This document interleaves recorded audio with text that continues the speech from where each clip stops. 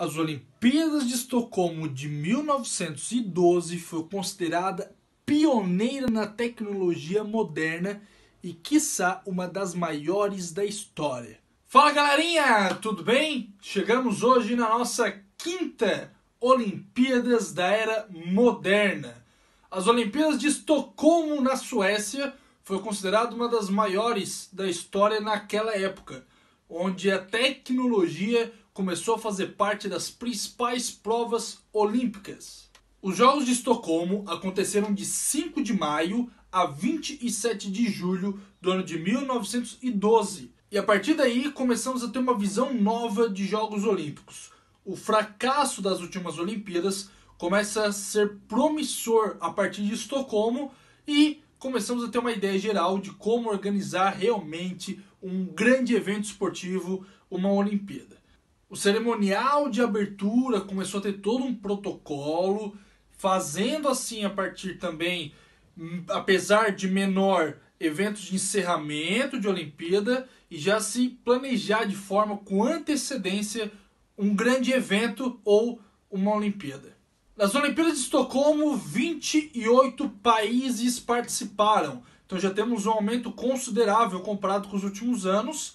E a partir daí sim, cada vez mais países começaram a levar delegações e a ter seus representantes em Olimpíadas. Nessa edição tivemos 102 provas em 14 esportes.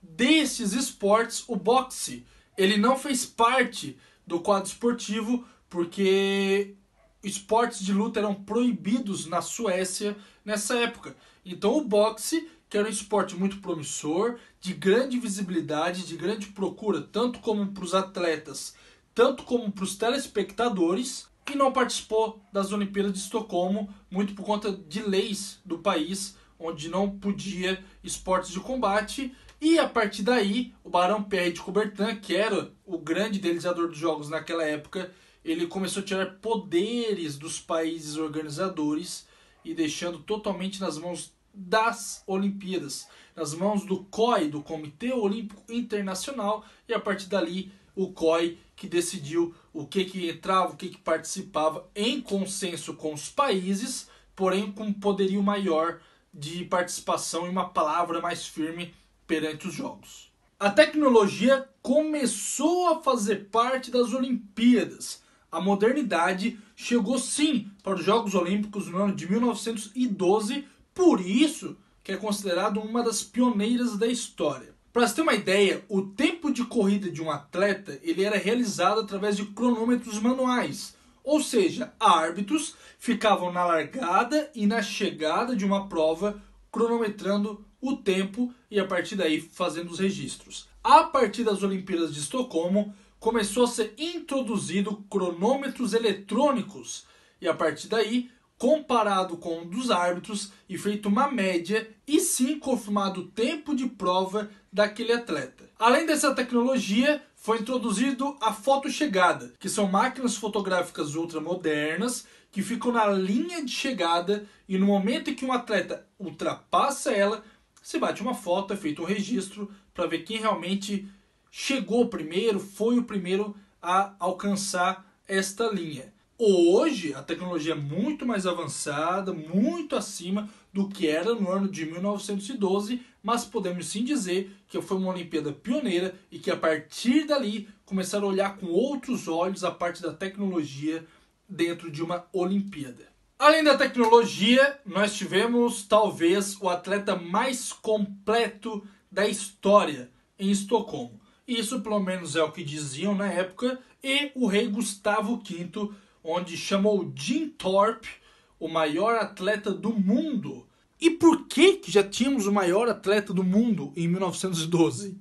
Jim Thorpe ele foi o campeão olímpico do pentatlo, que são um total de 5 provas, e que hoje foi substituído pelo pentatlo moderno, porque houve uma variação de provas daquela época para os dias de hoje. Além disso, ele foi campeão do decathlon, que é o total de 10 provas e que abrange várias modalidades do atletismo. Ou seja, a partir do momento que ele é campeão de uma modalidade que abrange diferenças, podemos considerar assim que é o maior. Ele massacrou o recorde mundial da época e ninguém conseguiu chegar ao nível que ele chegou, mesmo com todo esse avanço. Ou podemos dizer que nas condições daquela época, ninguém conseguiria se comparar a Jim Thorpe, e que está nos livros de história até hoje como um dos maiores da história e possivelmente impossível ultrapassar um atleta ou as marcas que ele conquistou. No quadro de medalhas das Olimpíadas de Estocolmo, não tivemos muitas surpresas. Os Estados Unidos, maior potência mundial, liderou o quadro de medalhas com um total de 63 medalhas conquistadas. Dentre elas, 25 medalhas de ouro, 19 medalhas de prata e 19 medalhas de bronze. Na segunda colocação, ficou o país anfitrião. A Suécia conquistou um total de 65 medalhas. Dentre elas, 24 de ouro, 24 de prata e 17 de bronze. E nós temos uma curiosidade com relação ao quadro de medalhas. Podemos notar que a Suécia conseguiu sim mais medalhas que os Estados Unidos. Porém, a contagem ela é feita através das medalhas de ouro. Quem conquista mais medalhas de ouro fica à frente de quem conquistou menos. Em caso de empate, vamos para quem tem mais medalhas de prata e, consequentemente, as medalhas de bronze. Por isso que os Estados Unidos ficou em primeiro e a Suécia em segundo, apesar da Suécia ter conquistado mais medalhas no geral. E para encerrar o nosso quadro de medalhas, ficou a Grã-Bretanha, que é uma das potências olímpicas. Nessa época já estava dominando com aquele aglomerado de países.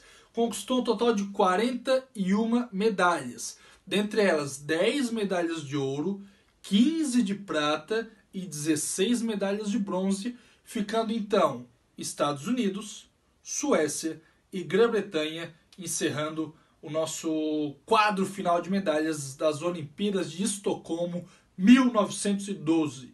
Então por hoje é só. Podemos então aguardar os próximos vídeos e acompanhar os demais das edições anteriores. Lembrando que nós não tivemos as Olimpíadas de 1916 devido à Primeira Guerra Mundial. Então as Olimpíadas de Berlim de 1916 não aconteceu e só volta a acontecer no ano de 1920 na Bélgica, na cidade de Antuérpia.